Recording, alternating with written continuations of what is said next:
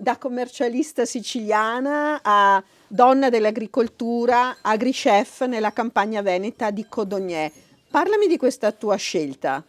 La scelta è stata quasi una scelta spontanea, naturale, legata al fatto che il lavoro d'ufficio non mi piaceva e ho iniziato a considerare di mettere insieme tutte le mie abilità, partendo la mia passione, il mio amore smodato per le fibre naturali. Sono approdata alla casificazione, mi sono innamorata anche delle vacche da latte e da lì è partita la mia avventura presso l'agriturismo Malgacauta, quindi con l'alpeggio e tutti i connessi, periodo però che si alternava allo svernamento in questa campagna trevigiana, dove invece adesso iniziamo a lavorare con la creazione futura, prossima, di una ristrutturazione con l'obiettivo di avere qui anche un piccolo caseificio e l'agriturismo. Nella stalla ci sono mucche da latte e pecore merinos, Sì. e c'è anche la capra Ruggero, quindi hai un mondo antico che è difficile trovare ancora, cioè proprio hai ricostruito la vita rurale. Esatto, mi piace questa idea di riappropriarci di quello che era una volta la campagna trevigiana. Io sono siciliana di origine, ho sposato un veneto ormai 22 anni fa e mi sono innamorata di questa campagna perché è veramente ancora molto integra.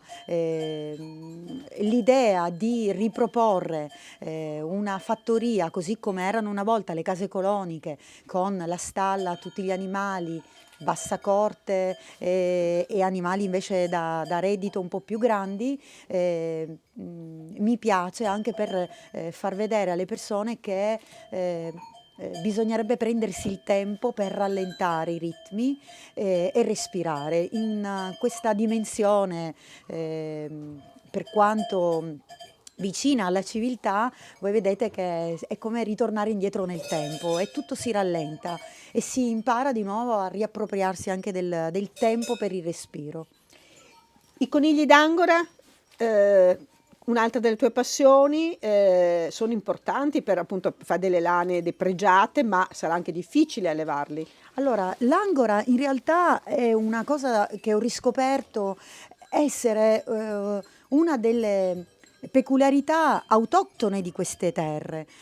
Considerate che nel primo dopoguerra, più o meno in concomitanza anche con la Luisa Spagnoli, ci fu una diffusione di questi piccoli animali da reddito che tutte le aziende agricole contadine, le piccole fattorie contadine avevano, e ho conosciuto un sacco di signore, di donne anziane che mi dicono che si sono fatte il corredo, una volta si usava fare il corredo per le giovani spose, grazie all'allevamento del coniglio Angora. Quindi ogni famiglia raccoglieva la propria fibra, poi passava un raccoglitore che pagava cash la fibra e queste zone erano zone di produzione della migliore Angora a livello mondiale. Poi nell'immediato primo dopoguerra arrivò una malattia dalla Cina, la mixomatosi, che sterminò questi conigli. Nel frattempo il boom economico fece abbandonare tutte queste piccole realtà contadine e si perse questa tradizione che era proprio in queste terre era prodotto l'angora migliore di tutto il mondo e veniva prodotto in maniera anche cruelty free perché ogni famiglia ci teneva al proprio animale che diventava quasi domestico perché dava continuamente figliolanza e quindi carne e anche fibra. Si Vero? tira via così Guarda, e eccola, questa è la guarda. migliore. Ah, Questa sarebbe la migliore, quella tirata via così. ah, Però l'animale non è sempre favorevole sì, a questo tipo di trattamento. trattamento. Allora io la La pettino pettini. e se non è soddisfatta, che vedo che non è contenta, la vedete che quando lei non è contenta reagisce, mi fa capire, a quel punto la toso e ottengo un filato un po' meno pregiato perché è più corto, però ho un coniglio felice e questo è Mhm. quello che mi interessa più di tutto.